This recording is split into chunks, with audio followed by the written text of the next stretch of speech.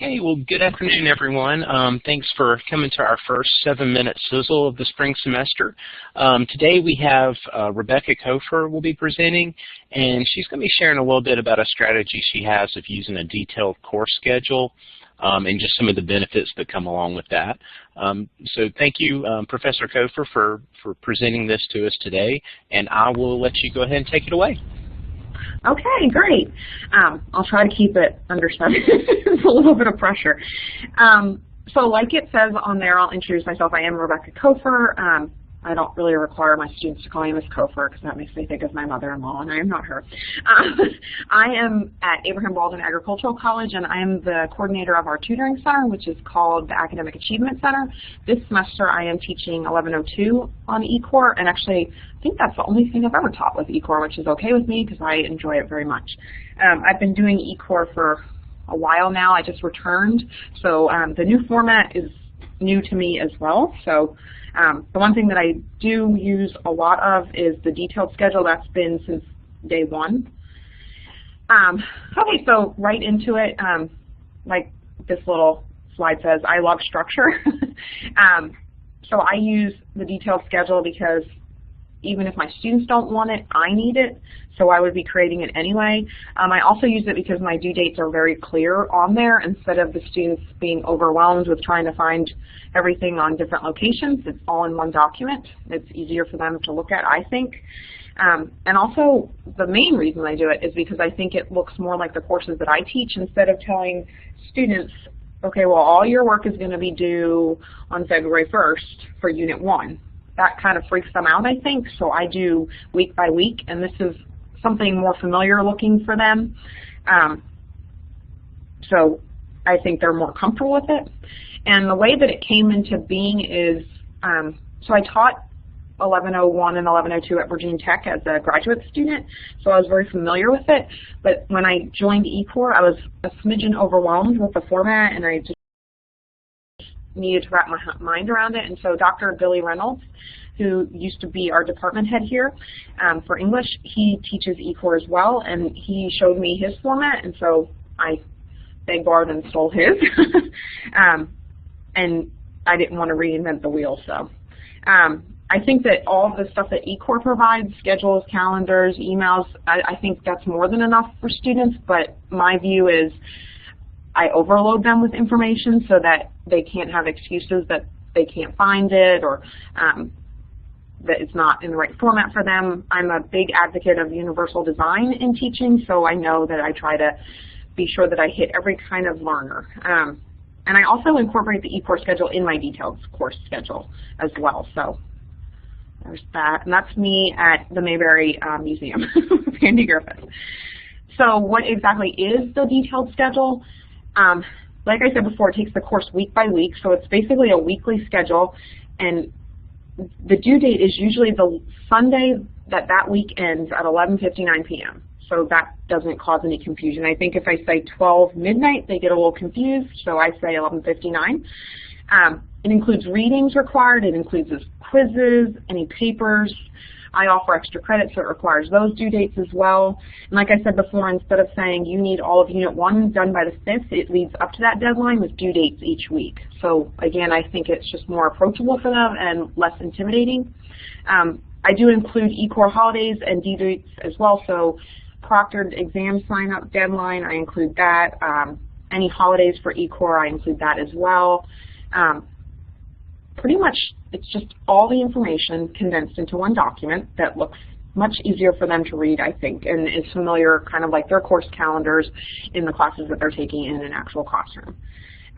Where is it posted? I post it on lots of different places. Again, I make it extremely accessible for students.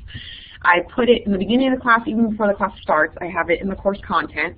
It's under the Start Items section with the syllabus. I also email it out to all students, and I can tell you that as recent as this afternoon, I sent another email with it out there, so I keep resending it over and over again. I also put it in discussions, and I have a whole discussion forum just based on the detailed schedule so that they know that it is important. So I talk about it in discussions, and I also have it linked in the discussion. So it is posted in a lot of places. And again, I do send it throughout the semester because I think that some students still don't use it, and I tell them print it out and make sure that you look at it each week. And I enjoy crossing off the weeks as they go. This is an example actually copied and pasted from my schedule here. You'll see week 1, this is what we did. I mean, this is exactly what we did. So it has all the readings on it, and you'll see the mandatory quiz. So that was January 16th at noon, and that's not my deadline, that's eCourse deadline. And then the plagiarism discussion. So whereas maybe Unit 1 and the plagiarism discussion might be due with all the other Unit 1 items by week 3, I think this makes it easier because it breaks down the course for them and makes it more manageable. And then you'll see on week 2, that's how it would appear next. January 19th was a holiday, and they had their first discussion due, and you'll see that it is due January 25th at 11:59, and I even go as far as to say what they should do, which is post yours and respond to 2. And again, I do, remind them repeatedly about what this is. So I can also send this. I had problems copying and pasting the actual image of the document in it, but it's a couple pages long, and it just has lots and lots of details. Okay, and then the benefits of the schedule that I use. Again, I'm super organized and I love checklists, so as each week goes on, I like checking it off, and I tell students to check it off too because it makes me feel accomplished. I think that students have a clear idea of their weekly work. They know what they have to do. And like I said, I've used this detailed schedule in some form, almost the identical form, minus the assignments and the content.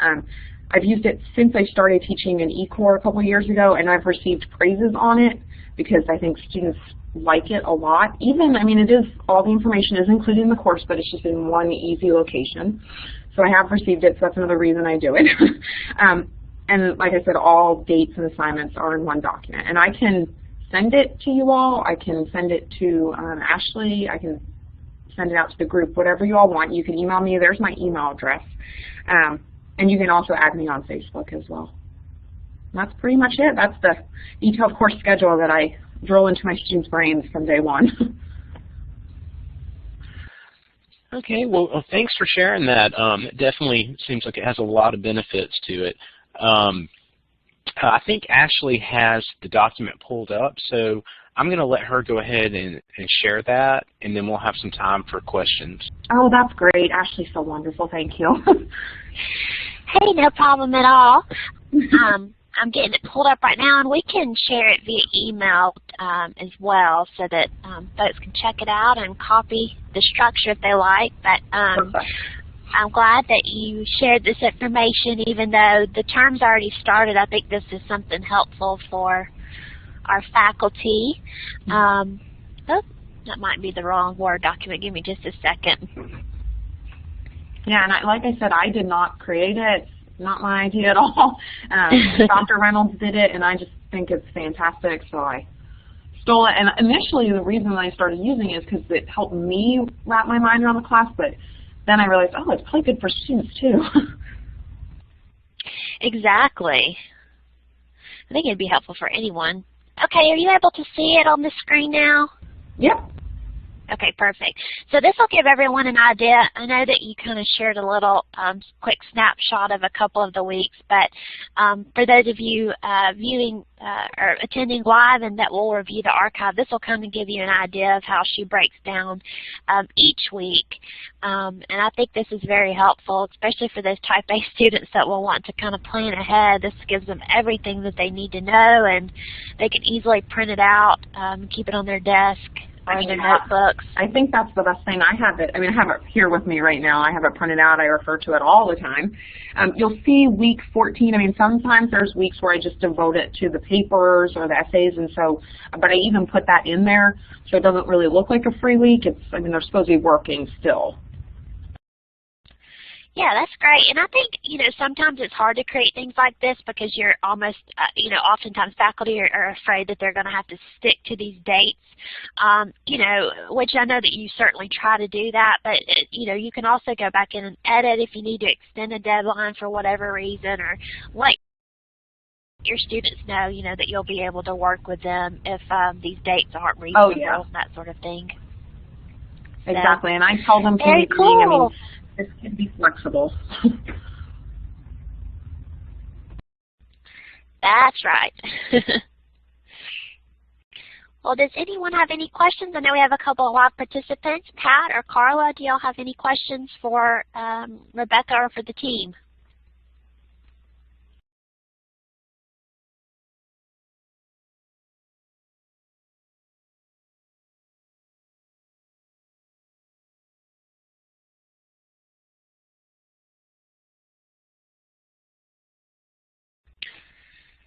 It looks like Pat says she really likes the idea. All right, no questions from Carla. And two, I was just going to add that this probably helped you when it really came down to loading the dates in the course calendar too. So like if you start with something like this in a Word document, then it really probably helps you prepare the rest within GoView. Oh yeah, it really takes, I mean, it's the whole semester in one document, and it helped me manage the class. Like I said, I just really started it for me, and then it became helpful for the students.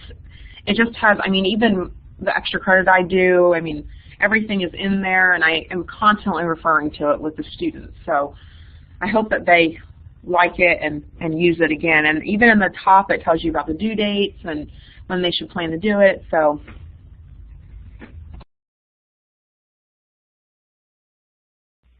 Excellent. Well, I am going to stop screen sharing now. And Michael, I'll hand it back over to you for any final questions. Okay, thanks, Ashley. So I guess we'll just check one more time, see if there's any questions. And I'm going to go ahead and throw up the sign-in sheet again as well, just in case anybody needs to finish filling that out. So it'll be up here in just a second.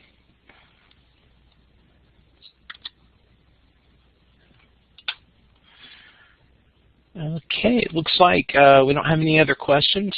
Well, Professor Cofer, thank you again for sharing this with us. I think this is something it'll be really beneficial for a lot of our faculty.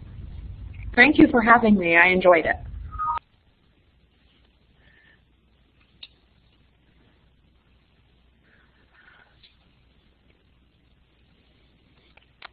Okay, well, if there's any other questions, I guess that pretty much wraps up our session for today. So I'll leave the sign-in sheet up for a few more minutes, but thank you all for coming, and we will see you at the next one.